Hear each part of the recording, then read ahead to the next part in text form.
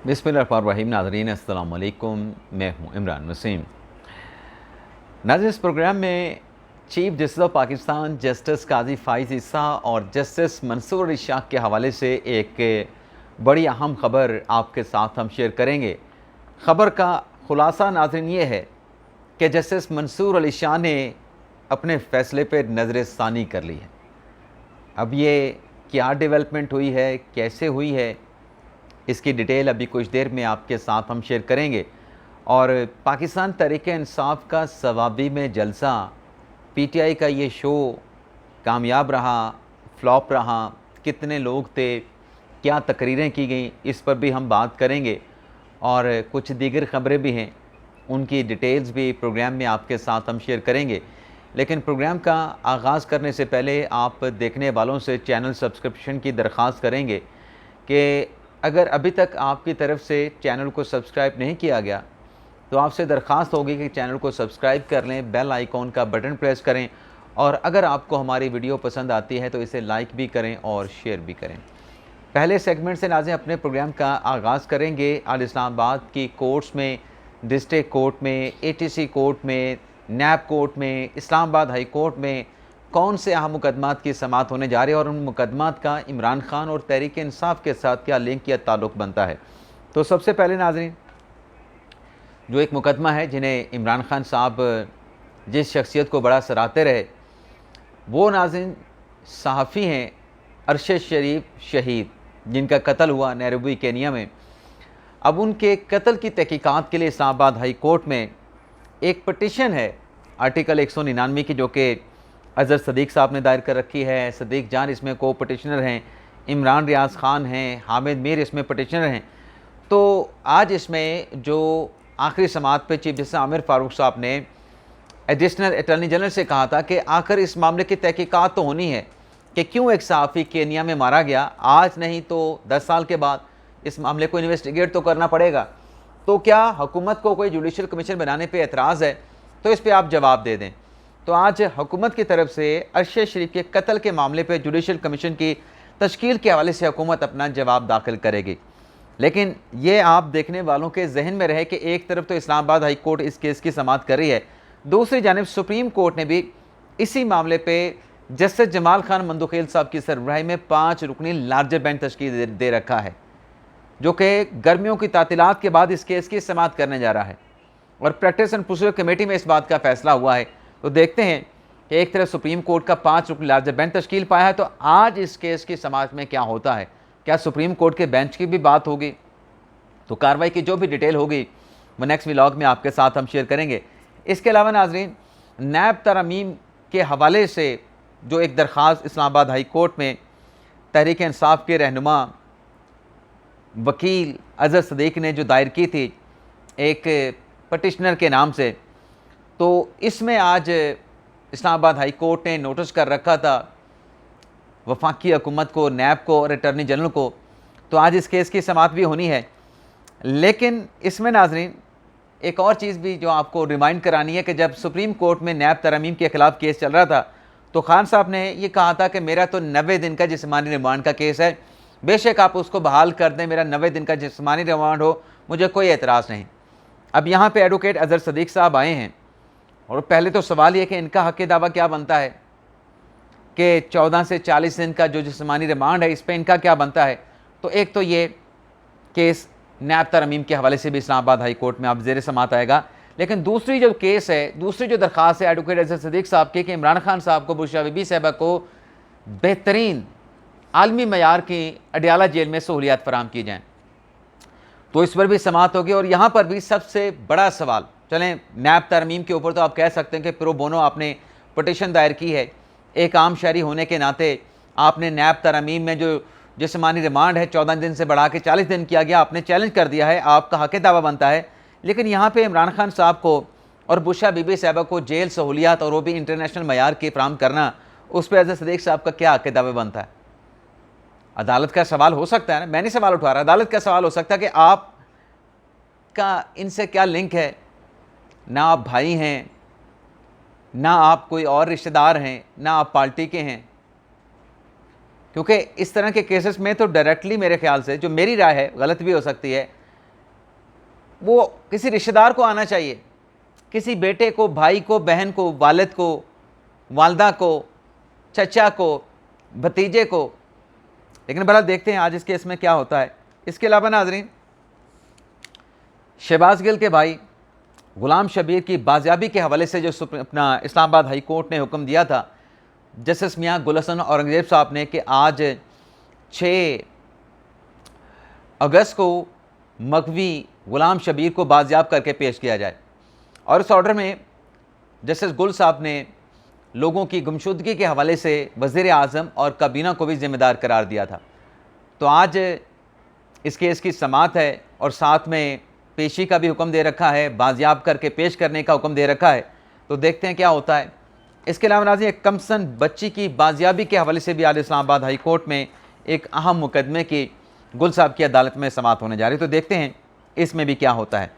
इसके अलावा नाज़रीन, अब आ जाते हैं, इलेक्शन कमीशन ने नाज़रीन एक अहम इकदाम उठाया है।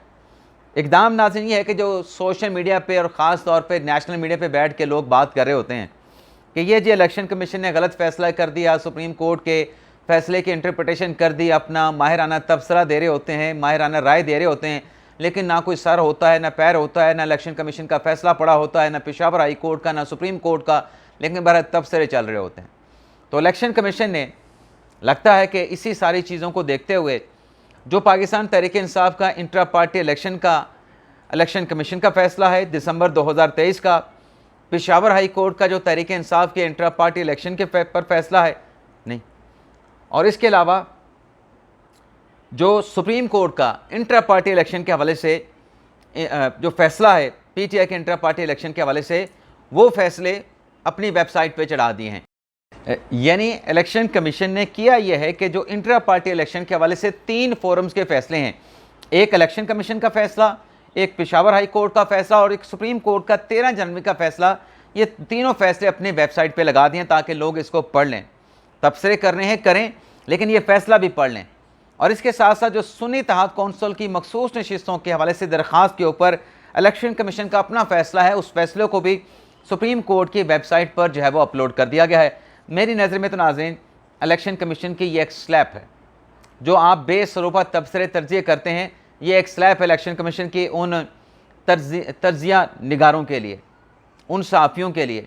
हो सकता है उसमें मैं भी शामिल हूँ, लेकिन बहरहाल ये इलेक्शन कमीशन की जानिब से एक आप यूँ कह लें कि अल्टीमेट, एक इंतहाई मुनासिब लगे कि इंतहाई इक़दाम उठाया गया है इस किस्म के तबसरों और तज्जियों से तंग आके। इसके अलावा नाज़रीन, बांग्लादेश में जो कुछ हुआ, बांग्लादेश में जो हसीना वाजिद की हुकूमत का खात्मा, उसके बाद नाज़रीन कुछ और अहम डेवलपमेंट हुई है। एक तो नाज़रीन साबिक वज़ीर आज़म खालिदा ज़िया को सदर बांग्लादेश के ऑर्डर से रिहा कर दिया गया है। शेख हसीना वाजिद ने खालिदा ज़िया को जेल में डाल रखा था। मुझे नहीं पता कि उनके खिलाफ केसेस क्या थे, लेकिन ये तो फैक्चुअल बात है कि उनकी रिहाई का परवाना इस वक्त जो सदर हैं बांग्लादेश के, उनकी जानिब से जारी कर दिया गया कि फौरी तौर पे खालिदा ज़िया को जेल से रिहा किया जाए। एक नाज़रीन ये डेवलपमेंट हुई है। दूसरा नाज़रीन, शेख मुजीबुर रहमान, जिन्हें 1975 में 15 अगस्त 1975 में फ़ौजी बगावत के बाद जिस घर में कत्ल किया गया था, कल के और उससे पहले जो हंगामे हो रहे थे बांग्लादेश में, उसके नतीजे में कल जब खालिदा ज़िया रिज़ाइन दे के बाहर चली गई, तो उसके बाद जो मुजाहिरीन थे उनकी तरफ से शेख मुजीबुर रहमान की जो ज़ाती रहाइशगाह है उसे भी आग लगा के जला दिया गया। मुजस्समे तो गिराए गए शेख मुजीबुर रहमान के, लेकिन उसकी ज़ाती रहाइशगाह को भी आग लगा के जला दिया गया, खाकतर कर दिया गया। इसके अलावा नाज़रीन, एक और चीज़ भी है।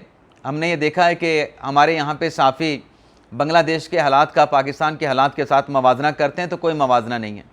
शेख हसीना वाजिद ने लोग फांसी के तख्ते पे चढ़ा दिए। 15 साल से फस्तानियत वहाँ पे चल रही थी।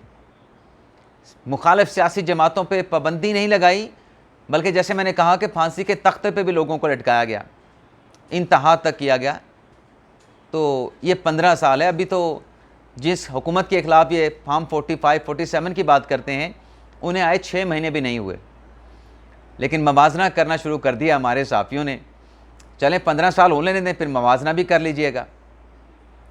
सवाबी के जलसे में कितने लोग इकट्ठे किए गए, उस पर भी थोड़ी देर में भी बात करते हैं। इसके अलावा नाज़रीन, जो शेख हसीना वाजिद के जो बेटे हैं सुबहेब वाजिद, उनका स्टेटमेंट आया है। वो ये कहते हैं कि उनकी वालदा शेख हसीना वाजिद बहुत मायूस हैं और अब वो सियासत में वापस नहीं आएंगी। मुल्क को तरक्की दे के वो एक ऐसी जगह पे लेके आएँ कि एशिया का उभरता हुआ टाइगर बना दिया बांग्लादेश को, और अब वो वापस नहीं आएंगी।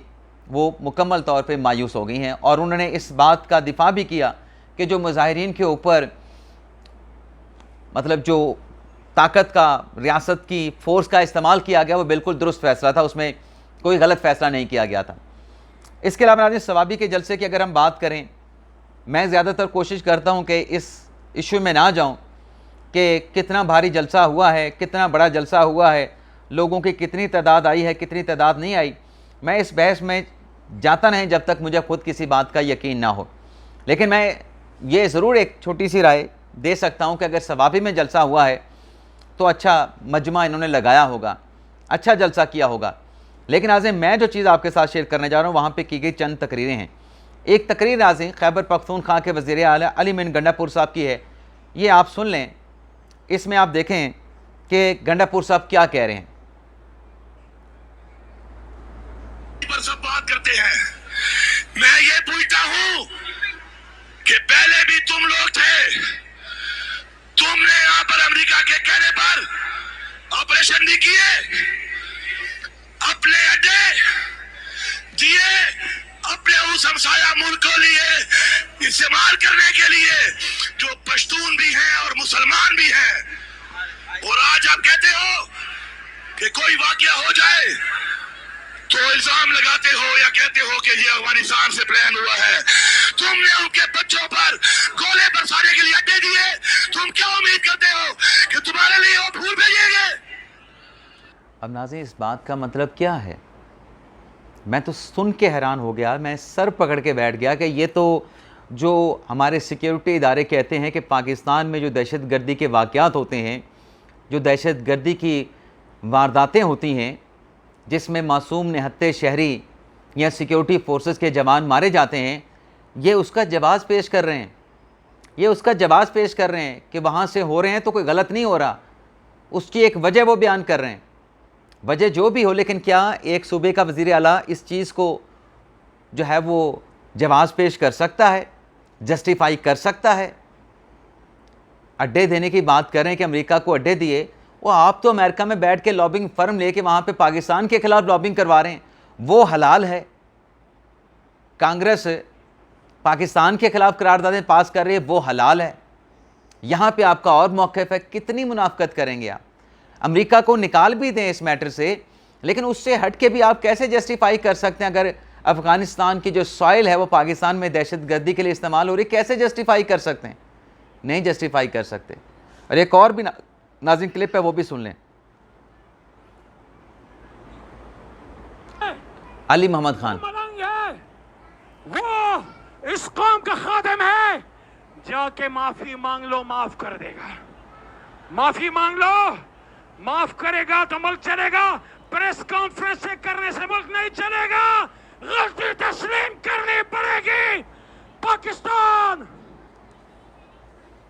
कहते हैं वो मलंग आदमी है, वो जाएं उससे माफ़ी मांगे, वो माफ़ कर देगा। ये कैसा मलंग आदमी है जो कि अपने टेलीफोन कॉल पे चेयरमैन नैब को, अपने सियासी मुखालफिन को खुद फ़ोन करके डायरेक्शन देता था कि फ़लाँ को गिरफ़्तार कर लो, फ़लाँ को गिरफ़्तार कर लो, फ़लाँ को गिरफ़्तार कर लो। ये मैं आपको ख़बर दे रहा हूँ, ये अहम ज़राए की जानिब से ये ख़बर दी गई है कि मुबैना तौर पे खान साहब खुद टेलीफोन करके चेयरमैन नैब को कहते थे कि फ़लाँ को पकड़ लो।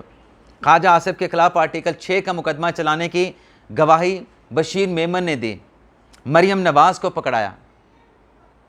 ये कहते हैं वो मलंग आदमी है, चंगा मलंग आदमी है, चंगा मलंग आदमी है। आगे मेरे ज़हन में एक और बात आ रही, मैं नहीं करना चाह रहा। रियासत मदीना बनाने चले थे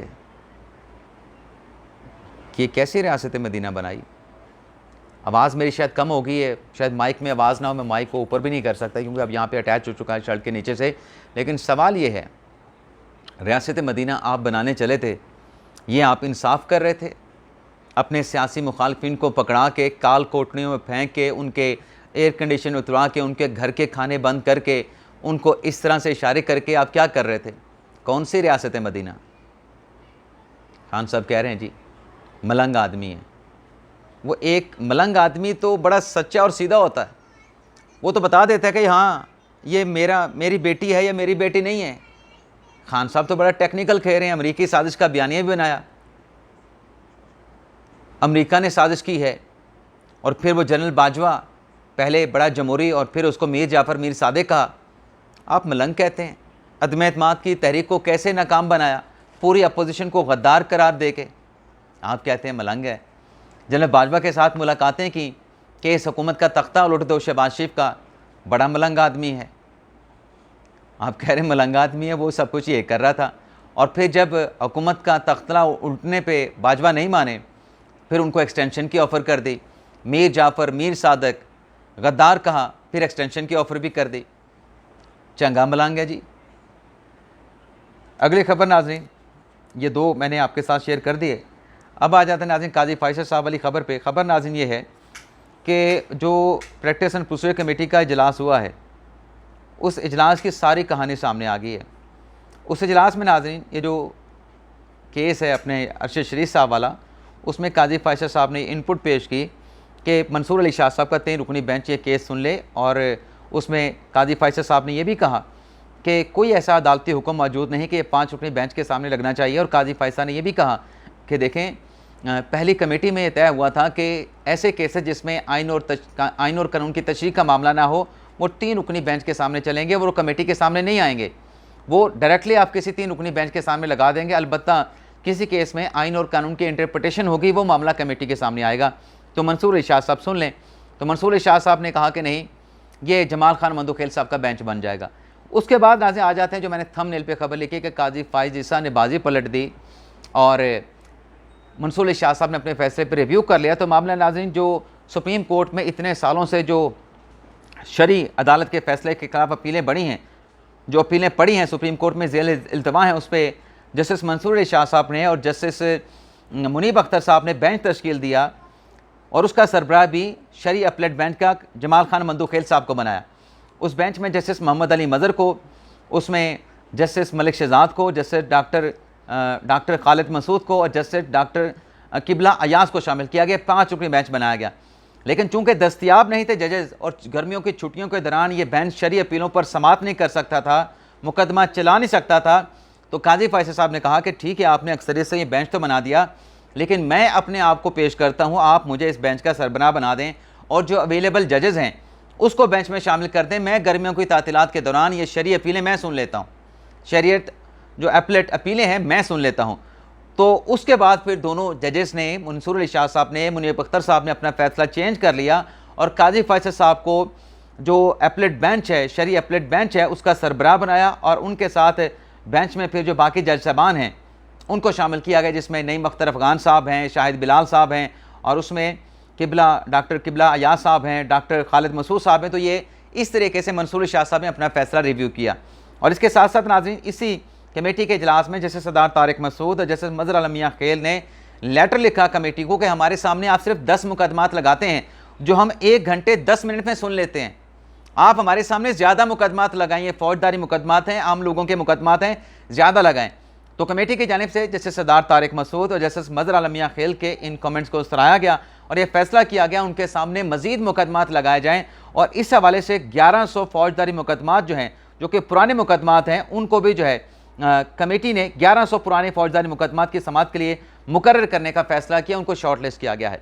तो ये नाज़रीन आज का हमारा वीलॉग, आपसे इजाज़त चाहते हैं। अल्लाह ताला हम सब का हमें नासिर अपनी दुआओं में याद रखिएगा। अल्लाह हाफ़िज़।